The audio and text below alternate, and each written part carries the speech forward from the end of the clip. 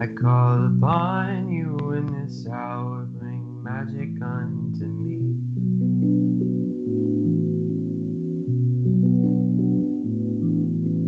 Brothers, oh, the cauldron cries, it singeth unto me. The songs of Mother Goddess and of Father in the tree.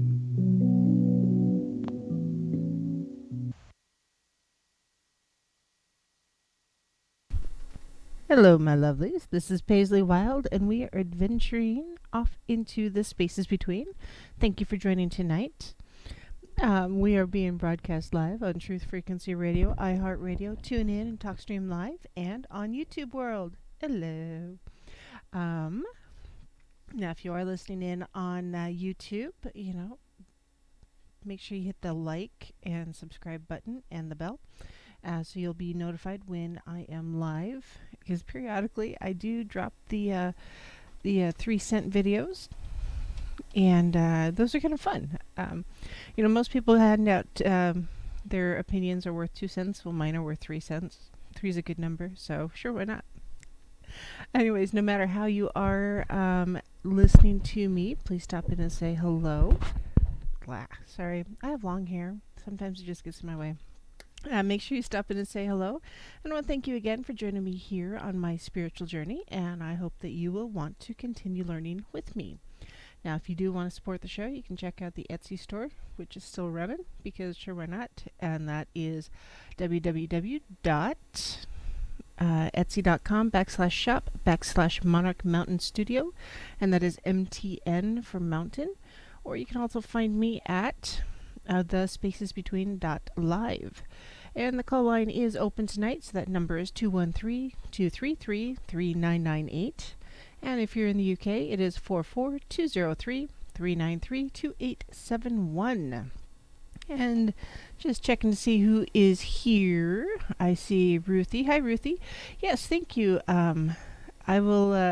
Dalton Hurst wrote and composed that song and gave me permission to use it. And it is a lovely song. I love it.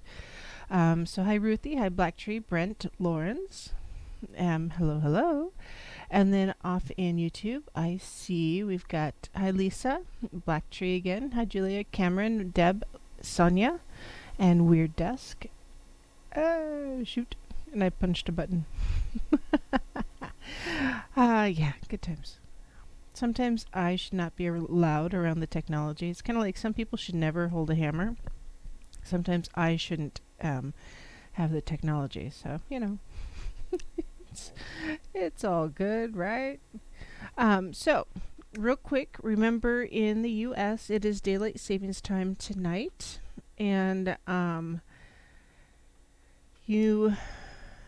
let's see, we fall back, if I remember right. That means we get an extra hour of sleep, and I am all for that, because Minnie Paisley, yeah, she doesn't understand the concept of sleeping in, so I'm hoping she lets me sleep until like 6.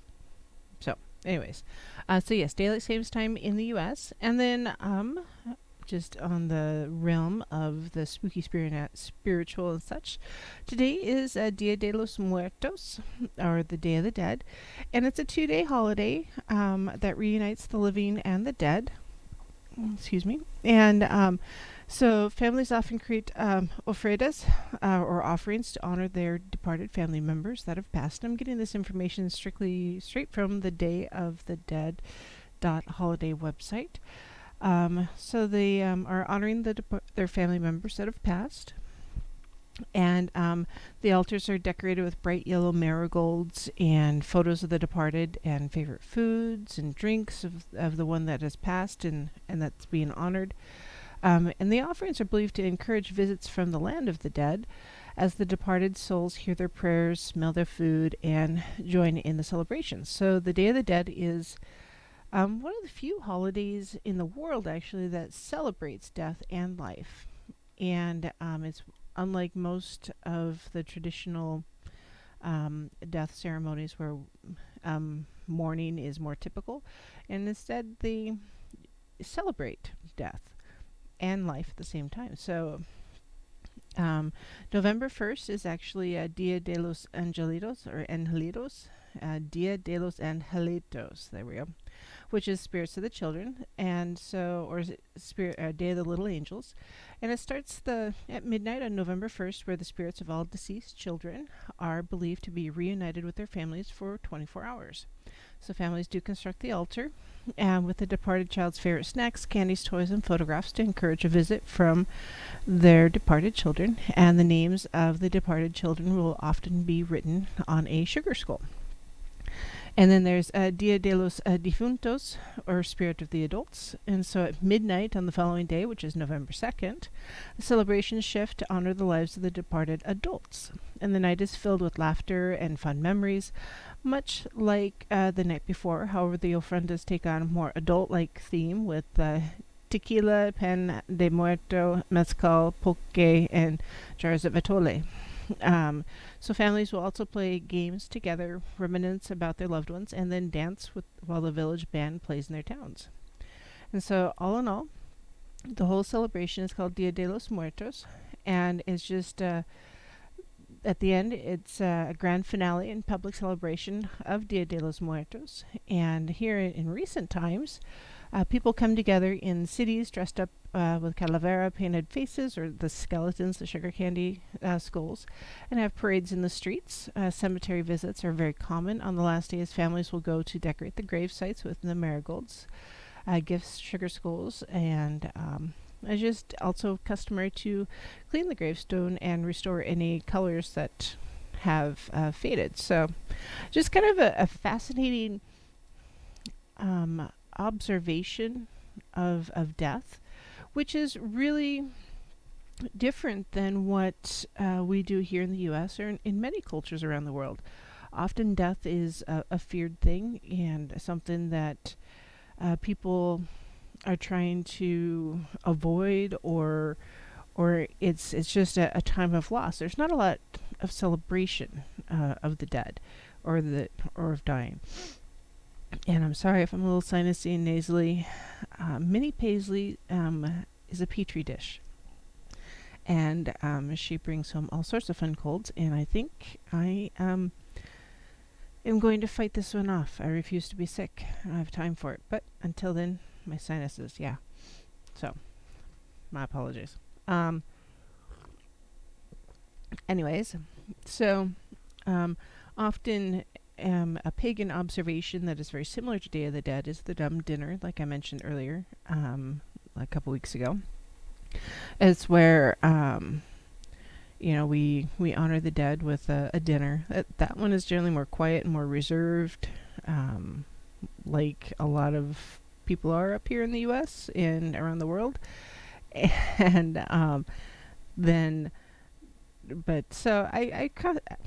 I honestly think Day of the Dead and that celebration of death is actually kind of fascinating. I hope that when it comes time for me to pass, I hope we celebrate it rather than everybody be sad and melancholy. I'd rather have the celebration. And yeah, I don't know. It's fascinating. Culture is a fascinating thing all around the world because there's so many different types. Speaking of, last night we were talking about like circles and covens and such. So, and I mentioned that I wanted to do archetypes, but I really didn't get to it last night because it's excuse me. So, tonight I want to talk about archetypes. That's all. So archetypes, very first, what is it? Well, an archetype is a recurrent symbol or motif in literature, art, or mythology. An archetype can be a type of character, a very typical character, an action, or a situation that seems to represent universal patterns of behavior. So it's often called a universal symbol. It could be a setting. And there's like mythical archetypes of good and evil, if you read fantasy or fiction of any kind, there's the typical hero guy, the person who's teaching him, his leader or his teacher, the wizard, if you will, the anti-hero, the bad guy, and there's all these the typical elements of a story. In romance, there's some very romance novels. There's archetypical characters. There's the hero, the heroine. They meet, they fall in love, they get in a fight, they split up, and they come back together. So everybody lives happily ever after. It's very archetypical. Man, that's a big word. And I'm going to muck it up probably. So, when it comes to paganism, what's it mean to have archetypes? So, since we have many traditions and different pantheons, we have many deities across the board that are very similar. You have common traits, characteristics, even stature and physical build. And so these similarities are often considered archetypes within the pagan traditions. So depending upon your path, the number of actual archetypes can vary a little bit. Now in ancient times, when a group encountered a new culture or a group they didn't know, they often looked for commonalities between the strangers and themselves within the gods of that culture's pantheon. Now, philosophically, there's a debate regarding whether or not these deities are the same gods and goddesses, or that go by different names, or if they really are truly different beings. I'm personally of the opinion, and it's just my opinion, that they are the same beings, but they develop different characteristics for different cultures and societies because everybody's a little bit different. So, Carl Jung is a very popular, common pagan author. Not really 100% sure what I think of his view types, but anyways, he states that the primordial images engraved into humanity itself are considered archetypes. They are the innate prototype models of universal ideas and roles, which can then identify in mythology and within ourselves. So there's generally three typicals. There's like the ego archetypes, which include the innocent, the orphan, and the hero, and the caregiver. The soul archetypes are the explorer, rebel, lover, and creator. And the self archetypes include the jester, sage, magician, and ruler. And so if you look at a lot of your tarot cards, the and I just lost the word. Some of the cards are going to reflect some of these archetype characters. Yeah, my brain just shut off. Sorry, guys. Apparently, I'm getting old and I'm losing my mind. Just... and yeah, so the major arcana there. See, that's not that hard. I should have been able to remember it. But yeah, the major arcana, like the high priestess and such, the death card, that kind of thing, are considered archetypical cards. They have a broad meaning across different cultures. So now other examples can include the idea of the mother, the hero, the trickster, the lover, the destroyer, the ruler, the explorer, the hunter, and even actually the witch could be an archetypical character. And these are primordial concepts that seem to appear in every culture throughout time. And they're just varied with the names and some of the traits with each of them. And since they're universal, they're also generally universally understood. Now, there are several divine archetypes that show up in every culture as well, such as the creator deity, the grain goddess, the mother goddess, earth mother, the psychopomp, warrior god, trickster god, love deity, dark goddess, etc., etc., etc. You can dive in and go down as deep into that rabbit hole as you possibly can, and you'll come across archetypes that and sub-archetypes actually. And so I figured we would kind of start talking about these just a bit. And figured we'd just start off with the archetype because that makes sense. You got to start somewhere, right? So many early societies had a mother like god form and honored the sacred feminine within their ritual art and legends. I mean, the little Venus of, oh golly gee whiz. Yeah, Venus of Willendorf, or the Woman of Willendorf, um, was discovered in 1908. So just a little figurine, just like 4 3/4, 3/8 inches tall. She's very, very little, very pronounced womanly figure, and so she's considered actually one of the earliest forms of art. Random factoid, but so she was that god form and sacred feminine has been honored, throughout time.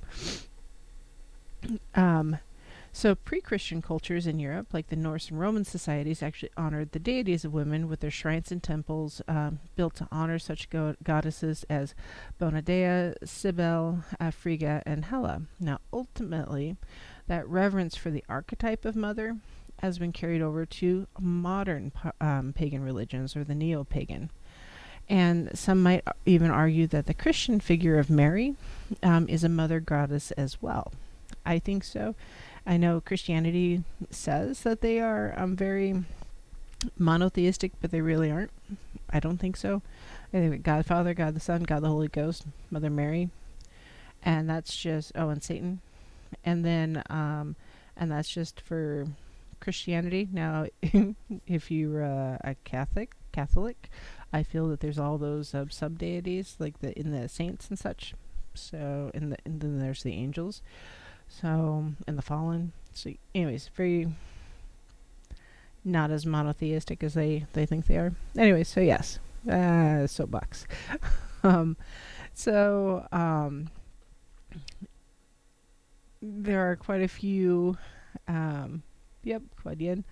Quite a few groups that in Christian groups, if you tell them that they're not monotheistic, yeah, they're gonna lose their utter cool. So because that's too pagan to say, oh yes, they've got a mother figure too. So regardless, those goddesses of motherhood from ancient societies are a pretty varied bunch. Some loved wisely, some fought battles to protect their young, and others fought with their offspring. So generally, today, many pagan traditions honor a mother goddess as the earth mother, who is often the head or primary goddess of the pantheon. Now, often the mother or earth mother is wed to a sky father, creating a divine duality. She may stand alone, or she may have consorts, sometimes both, depending on the time of year. And sometimes the earth mother is more of a background influence rather than the ruler among the gods. And in this case, she's still often the mother of many, if not all, of the other gods, and imposes her rule quietly from the background. In any case, the Earth Mother is often seen as a provider of all things for everyone with the power to give and to take away. Some see the Earth Mother as more benevolent, willing to give until there's nothing left for her, while others see her more as the strict mother figure that punishes the selfish and greedy by withholding her gifts or inflicting with natural disasters. Now, in some traditions, Earth Mother gives, but her children or perhaps her husband do the protection, coming to her defense to protect those who take advantage of her giving nature. And so I've got a couple of different examples here of the mother goddesses that have been mentioned off and on throughout the ages and the different cultures. And I will probably, I've got a lot here, so we'll probably come back to it at some point. I'm just going to keep talking about the archetypes, though, today. So Ashanti, or Sasaya. This is the earth mother goddess that prefers to bring forth new life in the spring, and the Ashanti people honor her at the festival of Durbar, alongside Naomi, who is the sky god who brings rain to the fields. Bast is very Egyptian, and She Bast, an Egyptian cat goddess who protected mothers and their newborn children. Now, a woman suffering from infertility might make an offering to Bast in hopes that this would help her to conceive. Now, in later years, Bast became strongly connected with Mut, who is a mother goddess figure, a very old mother goddess figure, actually. Bonadea is Roman, and she's a fertility goddess that was worshipped in a secret temple on the Aventine Hill in Rome, and only women were permitted to attend her rites. And a woman hoping to conceive might make a sacrifice to Bonadea in hopes that she would become pregnant. Brigid is a Celtic hearth goddess, and was originally the patron of poets and bards, but was also known to watch over children in childbirth, and thus evolved into the goddess of hearth and home also. So today, she's honored in the February celebration of Imbolc. Excuse me. So it's spelled Imbolc, pronounced Imbolc. I don't understand why. I'm not sure why that those words are so oddly spelled. Bastet, they're the same. Cameron. So Cameron asked a clarifying question. The ET and Bastet, they're the same. It's just two different ways to pronounce. Or, excuse me.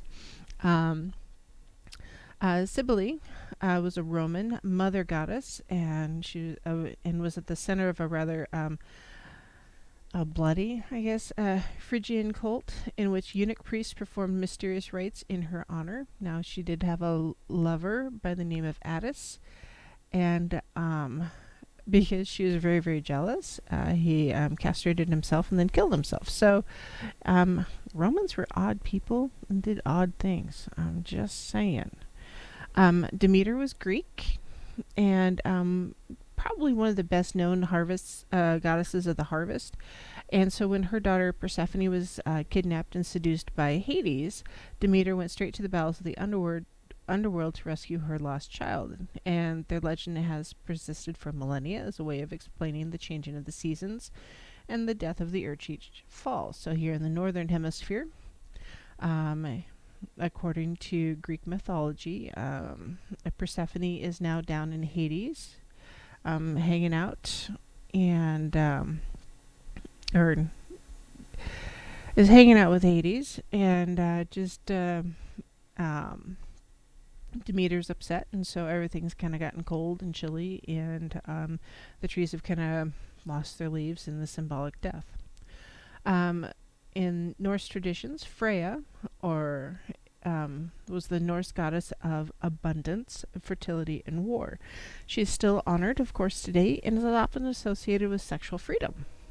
Now, Freya could be called upon for assistance at childbirth and conception, and to aid with marital problems, or to bestow fruitfulness upon the land and sea. A very, very busy gal. Frigga was also Norse. She's the wife of Odin and was considered the goddess of fertility also, and marriage within the Norse pantheon. And many moms, she's a peacemaker and mediator in times of strife. So, yep, she's that one. So, Gaia, who is that's a name that's generally attributed to Mother Earth. Probably the one I am most familiar with, or the one I use the most. Gaia was known as the life force from which all other beings sprang, including the earth, the sea, and the mountains. And she's a very prominent figure in Greek mythology. And today she's very much honored by many Wiccans and pagans as the Earth Mother herself. So she has become just more of a universal symbol for the earth for many pagans and witches, not just in the Greek mythology. And so we're about to go to break. I'm going to check the call board because you never know. Oh, I do have a phone call. Shoot. Hold on. Just I will be with him after the break. be with you right after the break because we're about to go to break. So, Um, I was gonna say, phone lines are open. And that number is 213-233-3998. Or again, if you're in the UK, it's 44203-393-2871. If you want to send me an email, it is wildpaisley@gmail.com. That's WILDEPAISLEY at gmail.com. And the Etsy store is www.etsy.com/shop/Monarch Mountain Studio, and Mountain is MTN. So, caller, hold on, and I will get you right after the break. Sorry about that. I guess I didn't realize there was a call. So, I will be right back in a few moments.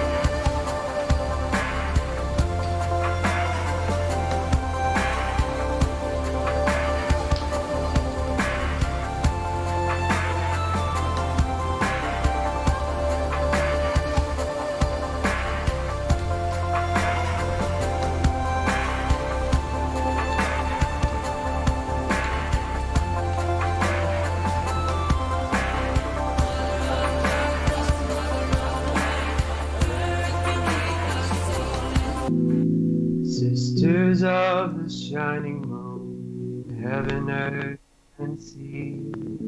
I call upon you in this hour, bring magic unto me.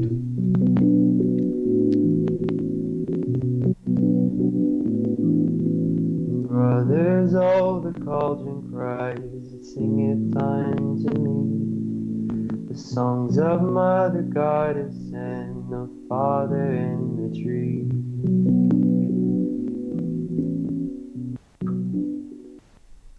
Hello, my lovelies. This is Paisley Wild, and we are off adventuring into the spaces between. And thank you for joining me here on my adventure.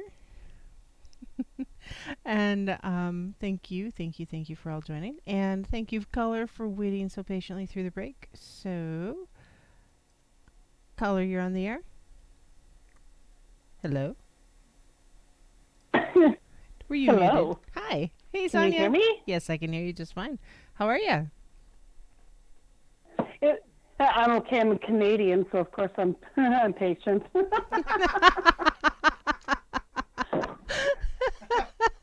know what it's all about. That is too funny. Of course you're patient. Yeah. I don't even remember what I was going to say originally. Because you had me waiting for 7 freaking minutes, lady, before you realized I was on the line. Well, it doesn't beep or flash or anything, and if I'm not looking like every 2 or 3 minutes, I miss something. So, and I was kind of focused. So, yeah. How's it going? What you want to talk about? Well, it's going well, and you're very cute and you're focused, so it's okay. Before I talk specifically to you and to archetypes and all that stuff, I want to say, if you're out there, wherever you are, I totally knew the other day you were joking about being narcissistic. Somebody seemed to be very concerned about my remark about your narcissism. And I was totally joking too, but it's hard. It's hard when you're texting and typing to see the joke in it. So I know you're not narcissistic. Okay. Anyway, I love you and I appreciate your opinion, Mr. Macy.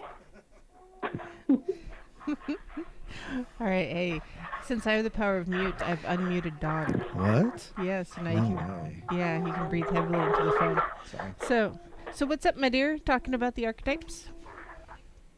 Or do you have something else you wanted Well, to say? actually, it was quite interesting in this whole entire long wait that you made me have.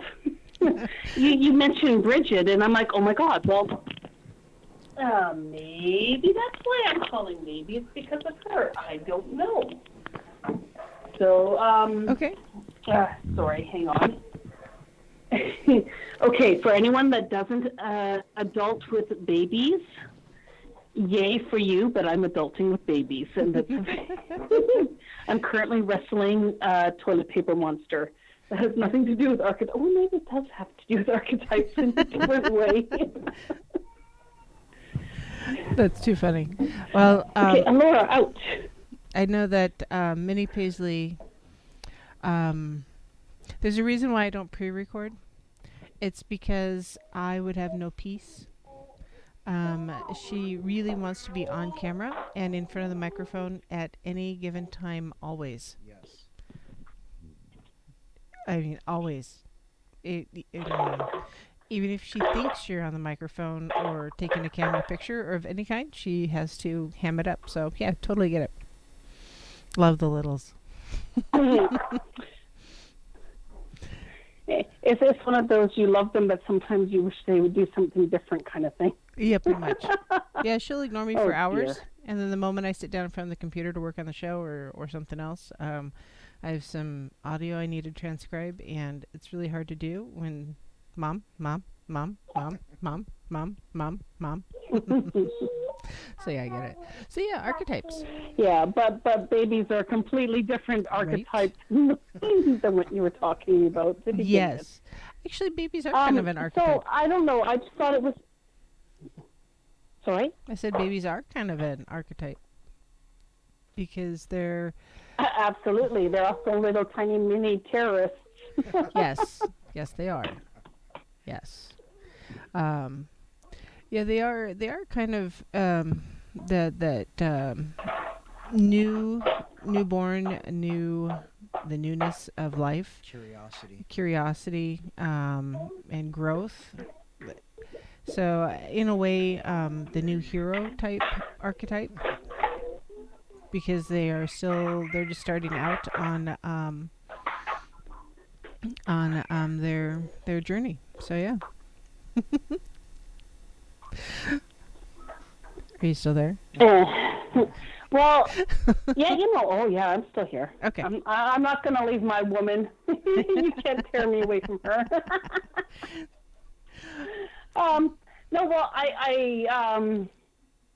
it's very interesting when you talk about archetypes. Now, and there's absolutely, I do believe, 110%, which is technically impossible, but leave that to the mathematician people to point that out, believe that there is a balance between male and female. Yes. Unfortunately, we live in a world where the balance is woefully tipped the wrong way. I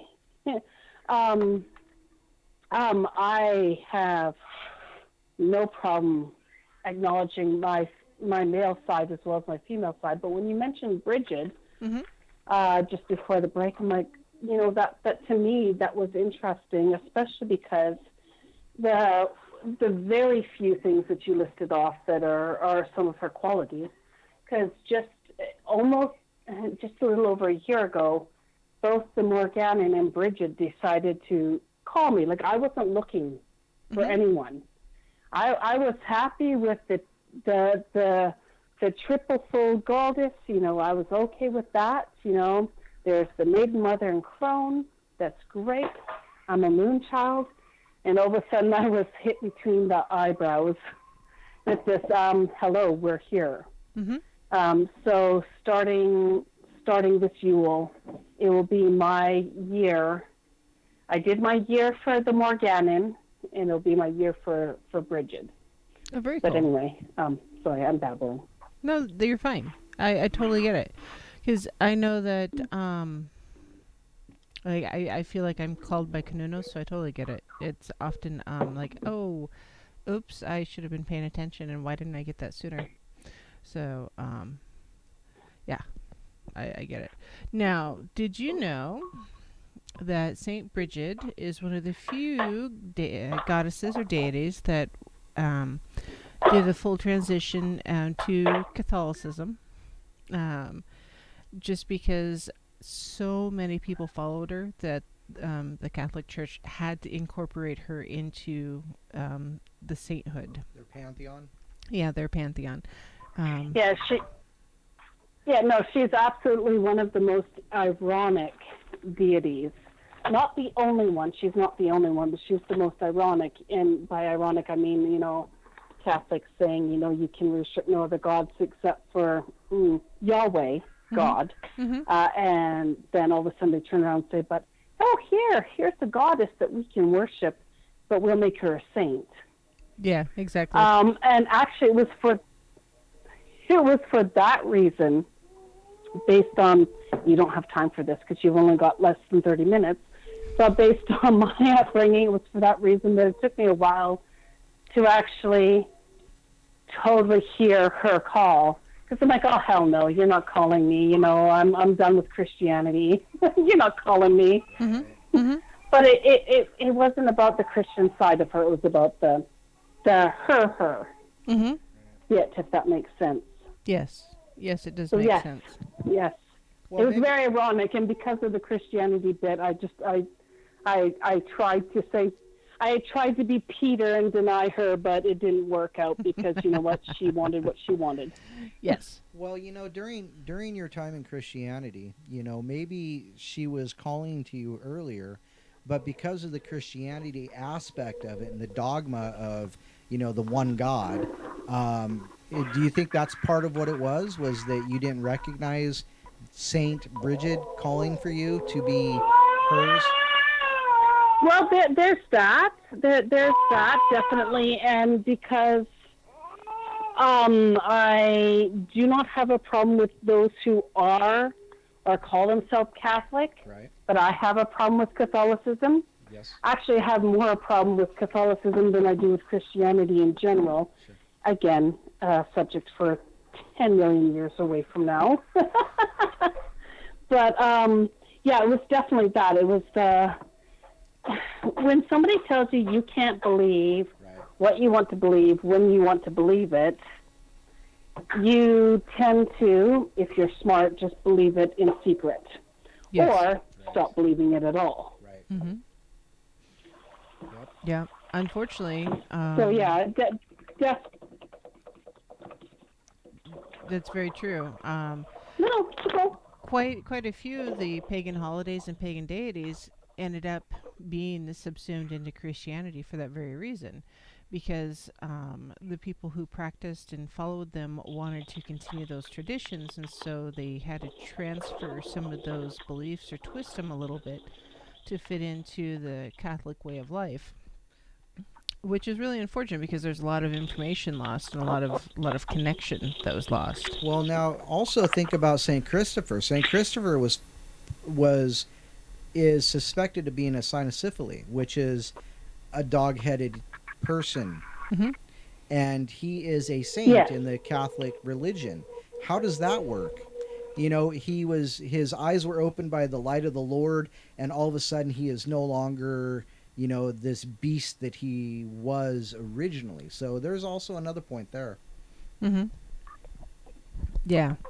Well, it's actually my firm, and partially I'm okay with being wrong, so people can correct me.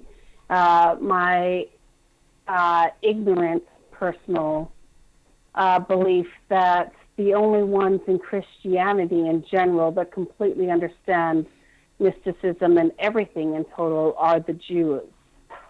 Because in Jewish tradition, yeah, they worked wonders, they worked magic and everything, and they understood all this. And then somehow we got scared, we as a people, and said, oh, well, this can't be. And so then we denied everything that Judaism had. But this is like totally going away from archetypes. But yeah, no, I completely get that. Yes. You know, it's interesting when you break it all down. That, as far as I understand, this is my understanding. The Jewish believe that Christ wasn't a prophet. Christ wasn't God made flesh. They believe he was a crazy rabbi. Yeah, they Yes, actually. he was a teacher of some sort. Right, right. Yeah, they actually put more weight with John the Baptist than they did with Christ. Right. Yep. So, but anyhow, I'm off of archetypes now too. Yep. We're ironically, Mary is a little bit further down my list. So, but yeah, just the archetypes I think they're interesting, and they do spread across the different pantheons. So Saint Nick, for instance, fits in other places also, in other pantheons. Mm-hmm. So. What pantheons, Paisley? For Saint Nick, you know, he could also be Mostly Catholic. Yeah, mostly Catholic, but you know, being the beast head like that and everything, you know, oh man, That's what you get for having 10,000 tabs open. no, it's my brain. Well, the thing of the matter is Fenrir. Okay, so I was very, very short. I was born into a spiritual family that actually originally, my personal family combined a lot of Christianity with a lot of Eastern religions. Mm-hmm. So I feel like I'm a little bit more tolerant than some people, but I'm not the most tolerant. Right. Mm-hmm. In the learning.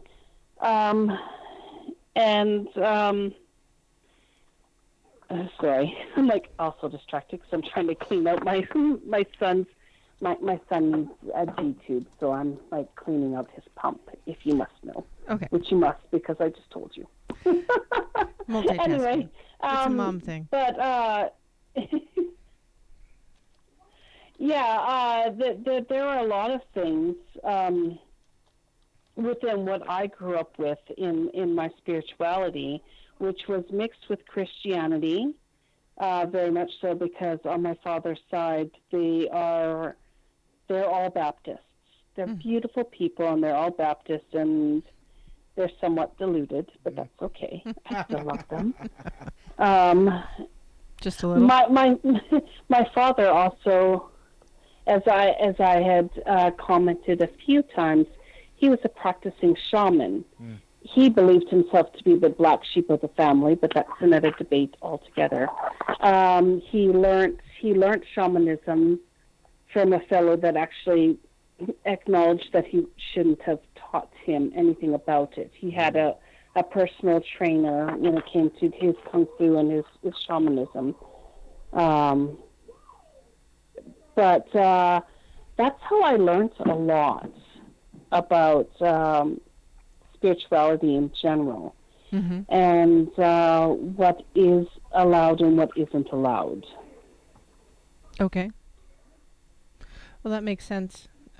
You're just... And I actually had a point. I had a Yes? point and I forgot it. You have too many things going on there, Mom.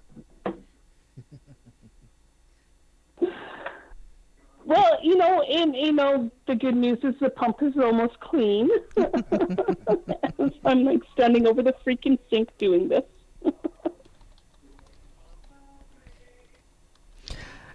All right. Well, my dear, I'm going to finish up the Mother Pantheon, or Mother group here.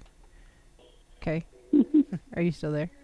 Sorry. No, you're worried. No worries. I'm still here. I'm so Okay. sorry. I totally screwed everything up, but that's No, okay. you're fine. You're fine. All right. So I'm going to let you off the phone, and I will talk at you later, okay? Absolutely. All right. Thanks That for way calling, Sonia. That way you have two hands. All right. We'll talk to you later, my dear. Okay. All right. Bye. Bye. So, getting back, so the archetypes do have a little bit of fluidity from one pantheon to the next, and some crossover, I think, actually. So, like Rigid, for instance,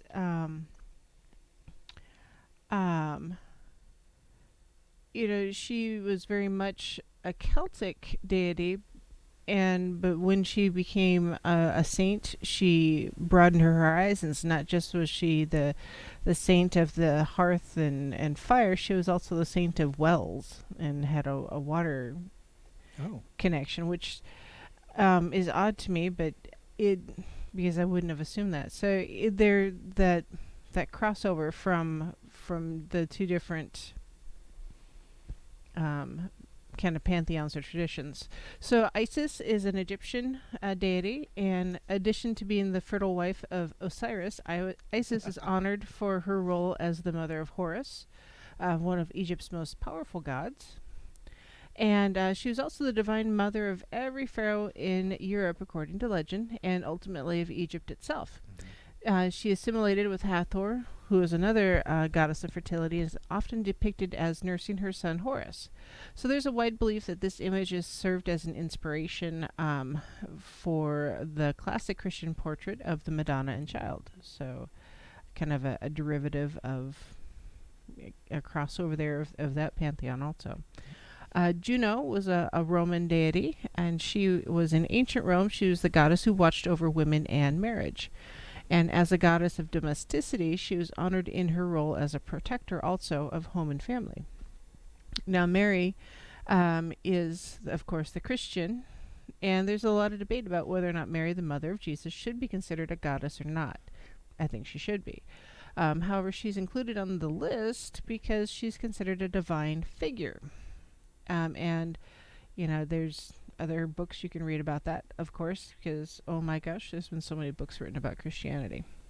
And then Yemaya is a West African or Yoruban deity, and she is Orisha is a goddess of the ocean and considered the mother of all. She's the mother of many of the other Orishas and is honored in connection with the Virgin Mary, of course, and in some forms of Santeria and Vodun. So, I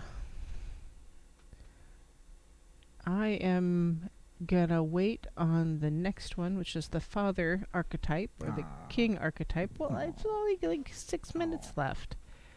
I could buzz through it really quick. No, it deserves its time. Well, yeah. So, I don't know. What are your thoughts on the Day of the Dead there, Mr. Don? You know, I think it's really interesting because I was listening to you driving home, and I think it's really important to point out that the first day, today, is the Day of the Children, because so many people don't think about, there's 2 days to the Day of the Dead. It should be the Days of the Dead, and the first day is always the children. I think that's very, very important because, how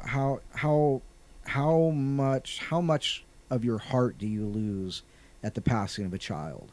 And they always put that first. I think that's very, very important. And then the second day is the Day of Adults, the day for the passed on, adults. I think that's an absolutely wonderful idea. I think it's just awesome to think of it that way. And I think it's very important to celebrate past children. And God forbid I ever experience that, or anybody, but you need to recognize those little spirits with gladness and happiness that they've passed on. They don't have, whether it be they passed from a disease or some kind of childhood something, especially if it's a violent one, to be happy for them, that they're home. Yes. But I really like the idea of celebrating with tequila on the second day.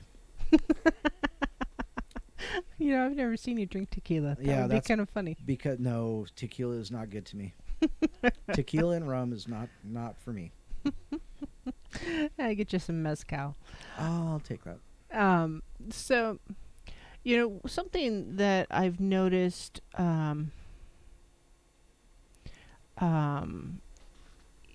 of in general, is that a lot of the neo-pagans don't honor the ancestors or those that have passed quite as much as the pagans did traditionally. And I watch a lot of podcasts. I listen to a lot of podcasts, watch a lot of YouTube videos, news studying and stuff. You do a lot more research than I do. Yeah, well, I drive a little bit. Anyways, so something that was mentioned here on one of the videos I was watching not too long ago is that pagans of old didn't necessarily venerate the deities only. They were focused on family first, tribe second, deities third. But within the family, celebrating the family, they actually celebrated their ancestors. And it was often, if you're going to ask for a favor or help or something, your ancestors are more likely to give you that help or gift or whatever, because they have a vested interest in you, because they are your ancestors. They have a direct relationship to you. And so I think Day of the Dead is, in a way, very much a part of that. There is an observance of the ancestors and those that have passed before us also. So the ancestor worship almost. Anyways. So, I don't know. What do you think? I'm sorry, I totally missed that. Yeah, I can tell. That's okay. You have to pick it up on the replay. Basically, I think ancestor worship, or celebrating the ancestors, even though it was a original pagan thought process, I think it should be incorporated into the neo-pagan process also, even though they don't. Yeah. Because we can't lose track of our roots. I think we've done too much of losing our roots. Well, that's like you were talking earlier. You're talking about, how the mother takes on a husband or a consort or consorts. And I think a lot of people don't consider the husband a husband. I think they consider it more of a consort, which doesn't have to be proclaimed. You know, a husband is a proclamation, a consort is a possession. And I think some people um, use that as fodder to say male energy doesn't count because it's a possession, not a proclamation. Okay. Maybe. I don't know. Um, I don't. I guess I'd have to find a Dianic type Oops. witch to talk to. So, just like that, we're at the bottom of the hour. Oh, at And the top of the hour. well, it's the bottom of my hour, the end of the hour. Okay, gotcha. It's Which way are past you my looking? bedtime. So Were you going to stay on YouTube? I don't know. I don't know what I talk about if I were to stay on Well, YouTube. the Godhead or the Oh, God energy but then the people who are listening on TFR would would miss have out. to switch over and go to. Yeah. But Duke's on next, so Yes, I don't want to mess up Duke if I don't have to. that's up to you. So why don't we pick up the gods or the fathers next time Okay. here? So merry meet and merry part and merry meet again. As we will, so mote it be, the spell forever done.